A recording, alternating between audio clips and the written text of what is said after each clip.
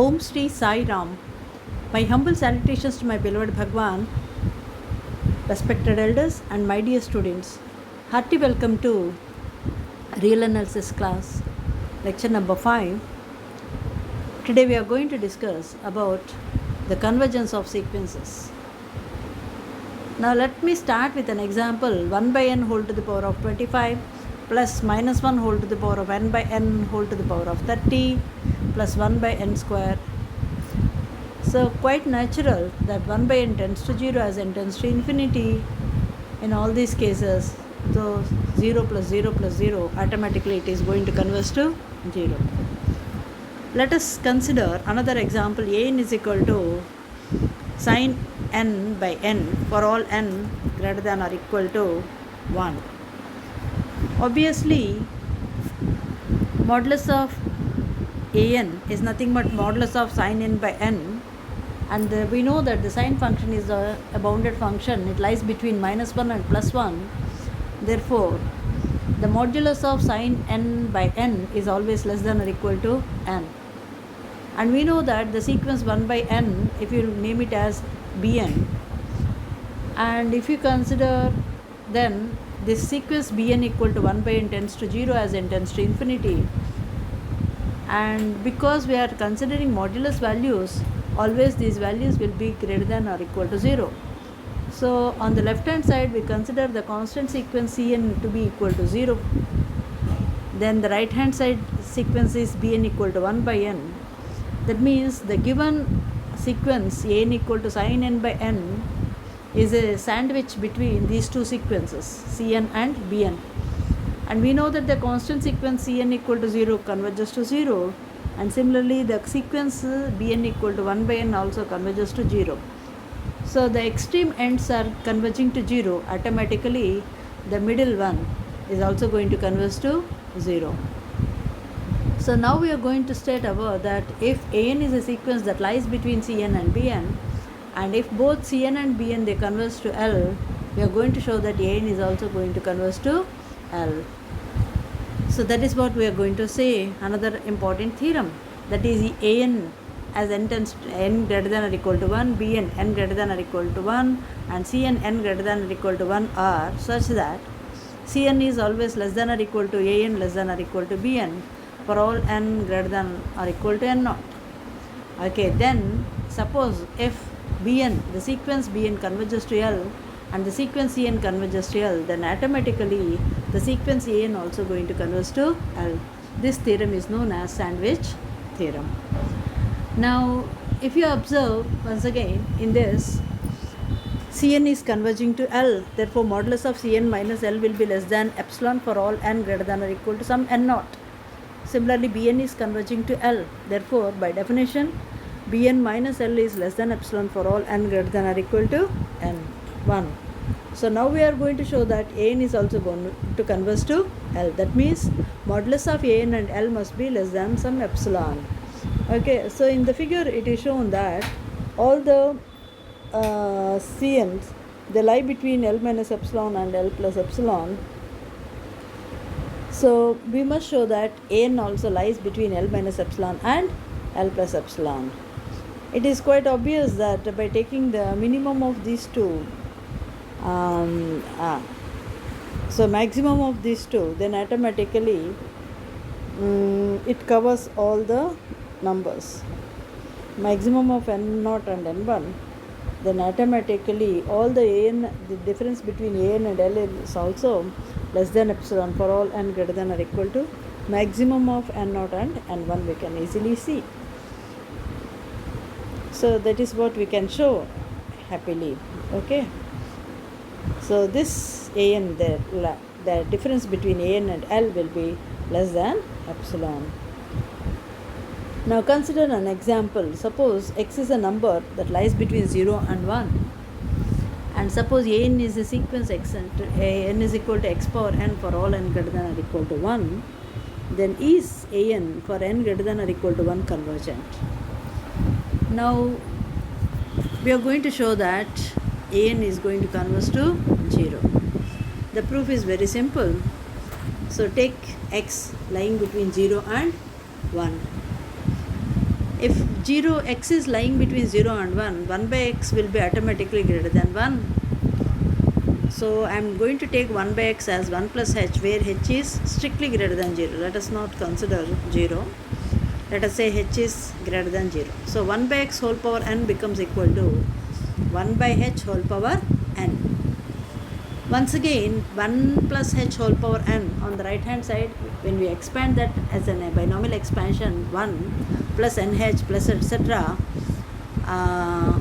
H power n. So automatically all these are all positive numbers. So 1 by xn will be strictly greater than nh we can write. So taking the reciprocals, 0 is less than x power n less than 1 by nh. So the sequence xn is lying between the sequence constant sequence 0 and 1 by nh sequence for all n greater than or equal to 1. The constant sequence 0 converges to 0, whereas the right hand side 1 by nh sequence that converges to 0. So automatically by sandwich theorem, the middle sequence, that is x power n, also converges to 0. That is how we prove.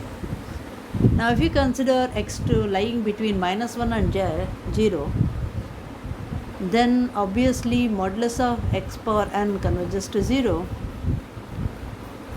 So we can also show that x power n converges to 0 if we take towards the negative side also, if it lies between. And another question I am leaving it to you only. If an converges, modulus of an converges to 0, does an converges to 0?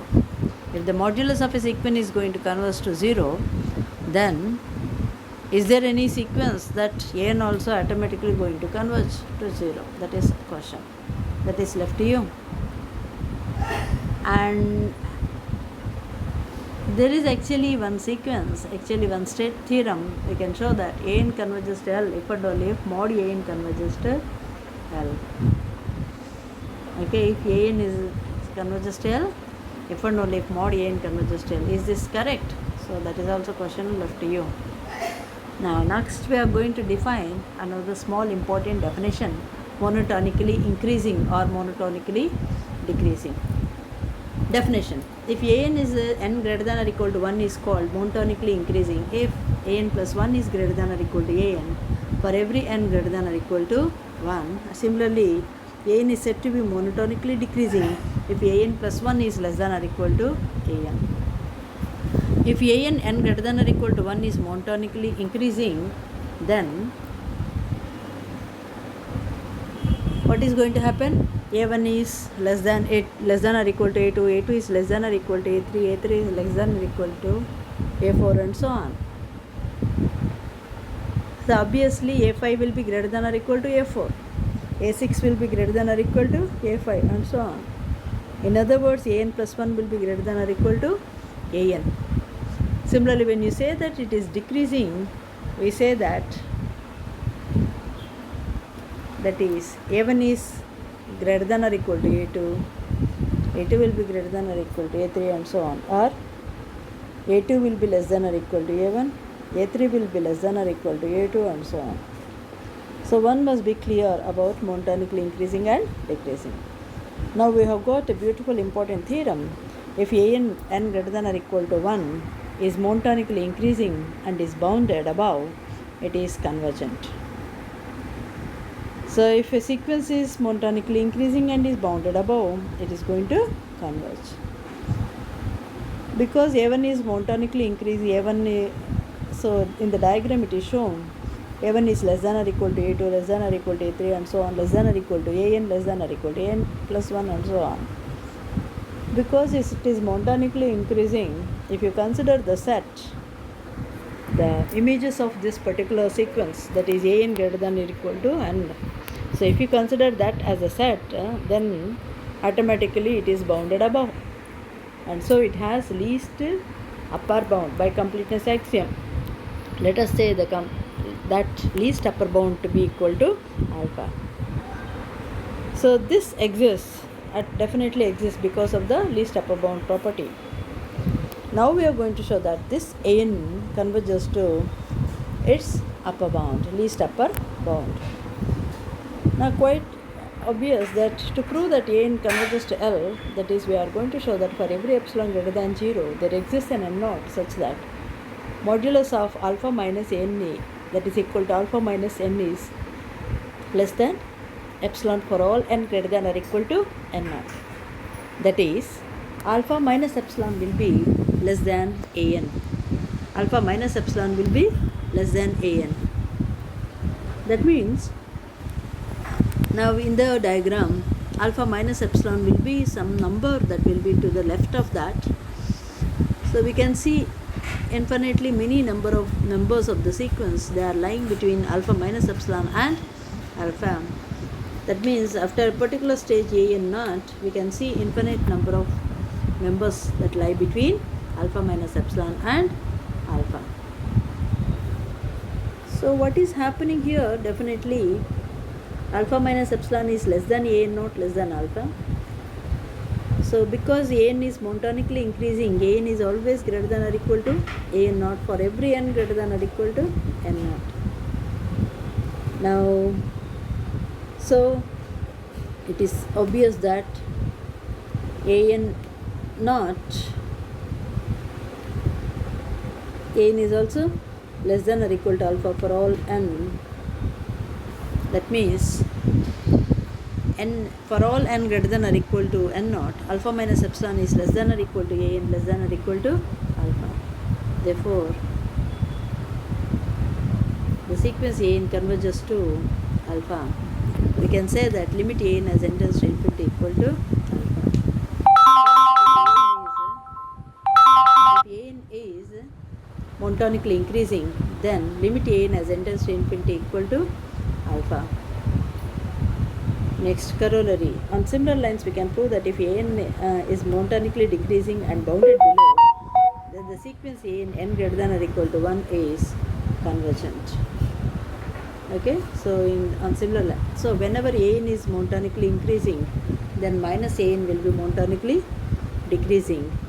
And on similar lines, if the sequence is bounded above, then the negative of that sequence is bounded below. So on similar lines, we can prove that if a n is monotonically decreasing and bounded below, then a n is going to, the sequence is going to convergent. Thank you for watching this video.